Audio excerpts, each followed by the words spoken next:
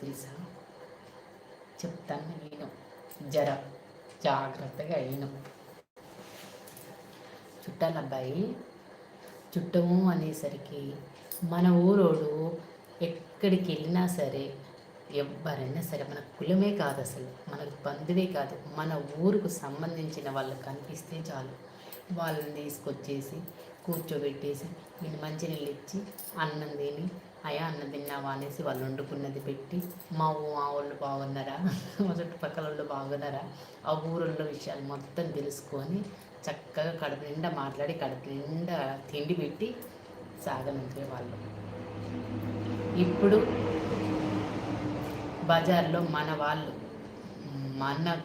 వాళ్ళు కనిపించినా సరే, చూస్తే ఎక్కడ టీ దాపియబడుతుందో, ఎక్కడ ఇంటికి రమ్మనాల్సి వస్తుందో, ఎక్కడ వండి పెట్టాల్సి వస్తుందో అనేసి ఇటు ఫోన్లో ఆన్ చేసుకొని సంబంధం లేనితోటి మాట్లాడుతున్నారు తప్ప మన వాళ్ళకి చూసిన వాళ్ళే లేరు. యూట్యూబ్లో మేడారం టీవీ అని కొట్టండి.